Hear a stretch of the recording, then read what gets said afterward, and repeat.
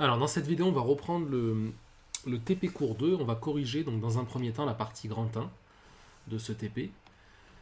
Alors donc on va travailler en fait avec les fichiers premier exemple javascript.html et premier exemple javascript.css qu'on doit placer dans le même dossier. Donc en fait on doit faire un dossier qui va ressembler à ça. On a le HTML, le CSS. Donc on peut d'ores et déjà ouvrir le HTML avec un navigateur web, donc comme Firefox par exemple. Et on peut aussi ouvrir son code source. Donc clic droit, ouvrir avec. On choisit notre éditeur de texte, hein, donc ça peut être Genie, ça peut être Blocknote, ce qu'on veut. Bah. Alors moi personnellement j'aime bien Sublime Text, hein, mais ça peut être Genie. Hein. De toute façon il n'y a pas de différence. Et là voilà, on garde à l'esprit le HTML, le code HTML.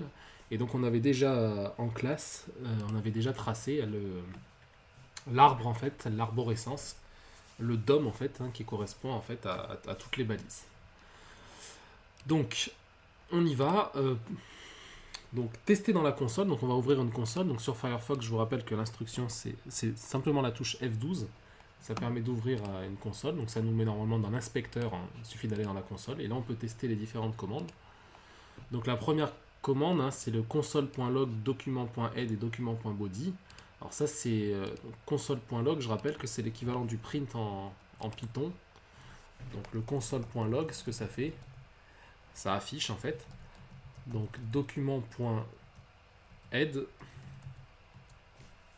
voilà, ça affiche en fait la variable document.head. Donc alors faut bien comprendre en fait que cette variable là, on peut aussi faire pareil avec document.body. Je vais le faire avec body.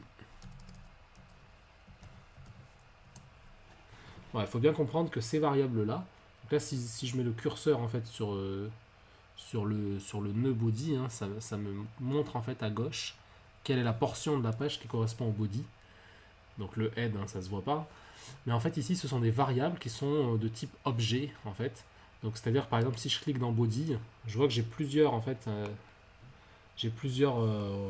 attributs, on pourrait appeler ça des attributs en fait, j'ai plusieurs ça ressemble en fait à une sorte de dictionnaire, hein. Vous avez des sortes de clés ici et puis des valeurs associées à ces clés. Donc bon, il y a des choses qu'on ne comprend pas et puis il y a des choses qu'on va exploiter. Donc là vous accédez en fait en tout cas à la balise HTML body et donc on peut faire on peut lancer tout un tas de commandes avec ces variables là. Donc par exemple on peut accéder aux enfants de body avec le point children. Donc si je teste en fait document.body, donc là j'ai la variable objet qui représente la balise body, et donc je peux demander les enfants, .children, et donc en fait ici ça me donne les enfants de body. Donc si je regarde en fait ici dans mon arborescence en fait, les enfants de body ici je vais avoir, donc body il est là, et donc tous les enfants de body je vais avoir H1, P et la balise script. Donc je vais avoir ici vraiment 3 enfants de body, et donc je vais pouvoir en fait y accéder. Donc je vais avoir en fait la liste en fait des enfants. Donc ici c'est une sorte de liste, hein. Donc j'ai le H1, j'ai le paragraphe et j'ai le script. Donc si par exemple je veux accéder au premier élément, au premier enfant, bah, c'est comme la notation des listes Python, je vais mettre crochet 0 et là je vais tomber sur mon H1. Si je demande le crochet 1, je vais tomber sur le P1. Donc il faut toujours avoir à l'esprit en fait ce DOM, en fait, cette arborescence où on a les enfants de body. Ok. Pour accéder par exemple à l'enfant H1, donc dans la question 3, il suffit de sélectionner l'élément d'indice 0, donc ça c'est ce qu'on vient de faire. Une fois qu'on a pu accéder à H1 via la variable, document.body.children crochet 0, on peut accéder au texte. Donc là c'est ce que je vous expliquais. Donc c'est une fois qu'on accède en fait à l'enfant H1. Donc là, je vais réactualiser pour en fait faire un petit nettoyage de la console. Donc quand j'accède en fait, quand je regarde document.body.children crochet 0, ça me donne le H1 qui est encore une variable de type objet. Et en fait ici, regardez, si on déroule, on a tout un tas on pourrait appeler ça des clés en fait. Et on a des valeurs associées à ces clés. Et donc moi, ce qui va m'intéresser, c'est le text content, ici, là. Text content. La valeur associée à text content, c'est ma première page en JavaScript. Donc ça vous donne en fait le texte qui est à l'intérieur de H1. Donc ici, document.body.children crochet 0, c'est le H1. Et je peux demander le text content de H1. Et donc ça me répond ma première page en JavaScript. Donc en fait, le point text content, ça donne en fait l'enfant textuel de la balise. Et donc comme dans le DOM ici, on voit que H1, son enfant, c'est un texte. Donc on peut accéder directement. Ça serait c'est le texte content en fait de H1. Ok, donc ça, on a ma première page en JavaScript. Et ensuite, dans le TP, on nous dit qu'on peut modifier du coup cette valeur-là. Donc en fait, ici, il faut l'imaginer comme une variable. Tout ça, c'est une variable qui contient le texte ma première page en JavaScript. Et en fait, par exemple, si je demande le type, alors, on peut peut-être essayer type off. Si je fais le type off de ça, voilà, on tombe sur une variable de type string, str. Donc on voit vraiment qu'on a affaire à une variable. Et on peut modifier cette variable très simplement en demandant. Donc cette variable, on sait que c'est égal à ma première page en JavaScript. Je peux mettre égal titre modifié. Et là, voilà, ça m'a modifié le titre. Donc là, on peut peut-être imaginer en fait on peut se mettre dans la tête en fait ce qu'on va faire dans le futur. On va peut-être mettre des boutons qui pourront modifier des portions de texte, etc. Donc là, on peut vraiment commencer à imaginer des choses. Par exemple, on peut imaginer des QCM où on cacherait la réponse. On aura un bouton afficher la réponse et quand on clique sur le bouton afficher la réponse, on a la réponse qui s'affiche. Donc il suffit de faire des petites manipulations comme ça, aller chercher des balises, modifier le texte, etc. Donc ça, c'était pour la question 5. Alors comment modifier le texte salut à tous? Si je veux modifier le texte salut à tous, le salut à tous, il faut que j'aille le chercher. Alors salut à tous, si je regarde mon DOM, le salut à tous, il est dans P, donc ça va être le deuxième enfant de body.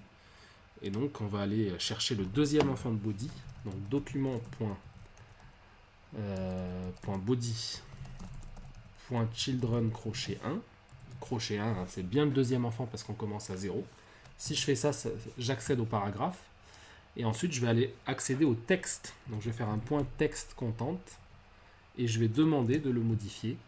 Donc là, on demande de modifier le texte salut à tous. Donc, je vais mettre texte modifié. Voilà.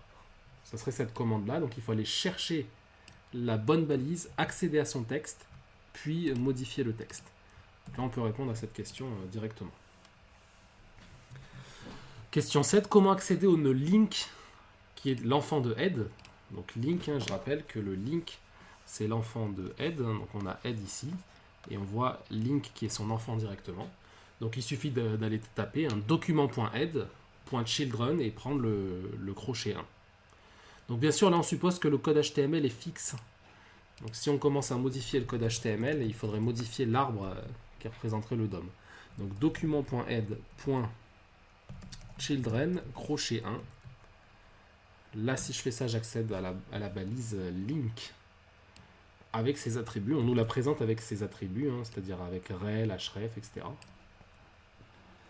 Donc, comment on accède au link comme ceci? Alors ensuite, on nous dit, pour faire disparaître le CSS, on peut utiliser l'instruction remove attribute, permettant de supprimer un attribut d'une balise. Donc en fait, ici, je vous rappelle au niveau du vocabulaire, la balise link, elle est là. Et en fait, ici, alors ici, je vais réactualiser la page, ici, là, pour me remettre au début. Le href, je rappelle que c'est ce qui permet de relier, en fait, le code CSS. Donc le code CSS, c'est celui-là, on va l'ouvrir aussi, avec Sublime Text, comme ça, il sera là. Donc ça, c'est le code CSS de la page. C'est celle qui permet d'afficher ce fond bleu, en fait, derrière. Et qui permet de mettre au centre en fait le titre H1. Donc c'est les deux instructions, H1 text align center et background color blue pour le body. Ce qui permet de relier ce fichier CSS au code HTML, c'est cette instruction. C'est-à-dire que si je supprime href qui est là, si je le supprime et que j'enregistre, fichier enregistré, CTRL S, si je réactualise, le code CSS a disparu. Si je remets à la ligne et que j'enregistre, si je réactualise, le CSS réapparaît. Donc en fait, pour faire disparaître le CSS, il faudrait en fait... Alors supposons qu'on n'ait pas accès au code HTML.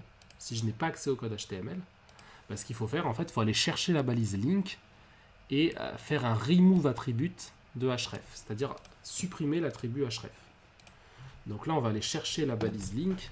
C'était la question d'avant qui demandait comment on le fait. Donc document.head.children crochet 1, ça me donne le link. Et si je fais un remove attribute, alors ce qu'il y a de bien dans Firefox, hein, c'est que vous avez l'autocomplétion. Remove attribute avec href. Alors attention, c'est des guillemets hein, qu'il faut mettre. Et là, voilà, du coup, ça a changé le... Ça a supprimé le href. Alors faites bien attention, si vous regardez le code source de la page, vous constatez que le href, il est encore présent. Hein. Parce que le JavaScript, hein, quand vous faites du JavaScript, ça lance des commandes, mais ça ne modifie pas réellement le code source de la page. Voilà, donc là, c'est pour supprimer l'attribut qui permet de relier au CSS. Donc ça répond à la question 8. Si on veut donner un attribut à une balise, il faut d'abord accéder à cette balise en la cherchant dans le DOM, puis ajouter à la fin, donc point nom de l'attribut égale valeur attribut. Donc là, on nous demande en fait de remettre l'attribut href. Donc ce qu'on a fait en fait, c'est l'équivalent à supprimer le href.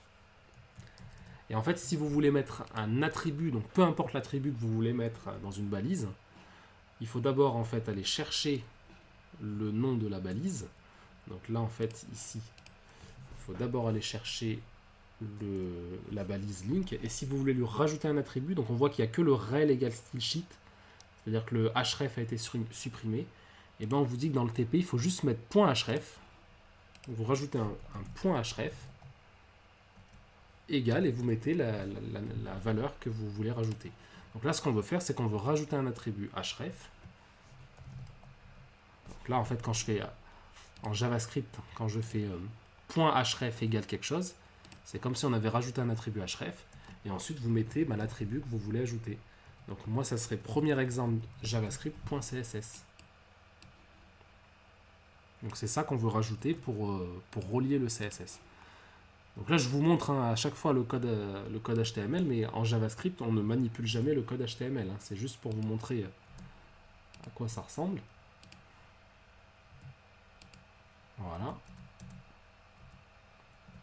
.href égale, et là, ça l'a remis. Donc ça, c'est des commandes qu'on peut faire directement en JavaScript. Donc en fait, c'est ce qui s'est passé. Si on reprend en fait ici, si on va reprendre le chap 9 partie 1, vous vous rappelez hein, le document qu'on avait ouvert au début, hein, c'était la première partie de mon cours. Quand vous alliez en fait à la fin de la page, hein, vous aviez un bouton ici CSS.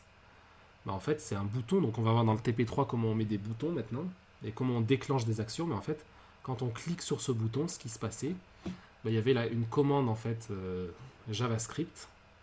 Il y avait une commande JavaScript qui ressemblait à tout simplement, il y avait un remove attribute comme on le voit ici. Alors j'aurais pu même faire un bouton permettant de remettre le CSS, mais voilà, en fait c'est des commandes JavaScript qui ressemblent à ça qui sont derrière. Voilà, donc là ça termine la partie 1, donc dans la prochaine vidéo on va maintenant corriger la partie 2.